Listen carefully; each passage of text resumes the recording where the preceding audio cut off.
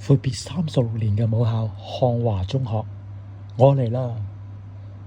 今日懷住興奮嘅心情，已經嚟到堅尼地城地鐵站。依家睇到嘅係一個切開2份嘅蘋果，睇嚟滋味無窮。依家上緊電梯出大門口，走到了太白台，喺呢度啦。首先睇到嘅就係有40-50級樓梯。從前樓梯級係最原始嘅石級，而家居然可以畫上色彩鮮豔嘅圖案，非常之靚。準備迎接大汗搭細汗嘅我啦。好啦，上了40-50級，第二個驚喜係右手邊出現一座2至3層高嘅升降機，即刻感受到現代人真係幸福。隨之而嚟嘅就係第3個驚喜，接駁住升降機嘅係自動行人電梯。36年前諗都冇諗過，當年如果有呢啲設備，可能成績會好好多。哈哈，見到希皇台啦，前面就係青年台啦。點解今時今日上嚟唔感覺到吃力嘅？以前10歲鬆啲，行到青年台之前大汗搭細汗，氣都扯晒。如今輕輕鬆鬆到達咗青年台，好有滿足感。向前望，一切都冇變，唯一變嘅就係自己嘅心境，一種冇壓力嘅心境。就喺度啦，母校。事隔36年，而家先嚟睇你，講聲對唔住。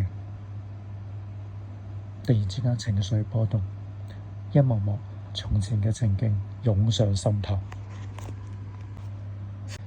學校嘅大門口畀我哋嘅印象相當之深刻。首先每日嘅朝頭早啦，風紀一早就喺個門口度，同埋訓導主任啦企喺度，咁我哋恭恭敬敬着到整整齊齊嘅校服，帶點嚴肅咁咧進入學校嘅每一天啦。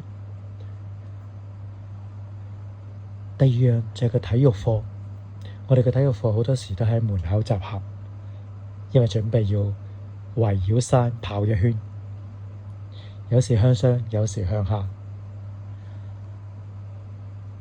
亦有體育課，我哋有時喺門口集合打下羽毛球啊，或者做其他嘅熱身運動，都喺大門口集合。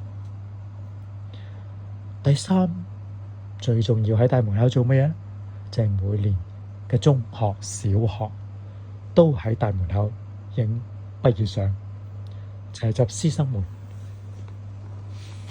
整整齊齊、恭恭敬敬咁影一張大合照，亦係感觸良多嘅時候。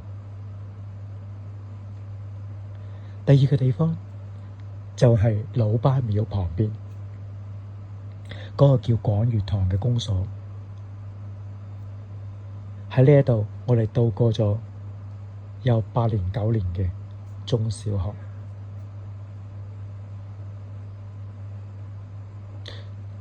下晝嘅午飯就喺呢一度度過啦，因為呢一個就係我哋嘅飯堂。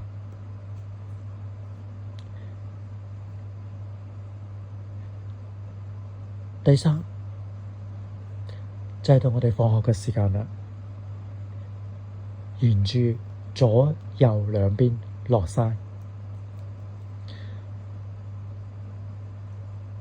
經過太白台啊，一路落到去屈地街啊，有啲同學坐電車，有啲係坐巴士，有啲行路返屋企。但係好少我哋上去薄扶林道上面嘅，由於交通唔方便，落山下邊交通比較多啲，就係咁度過咗差不多10年嘅學生生涯。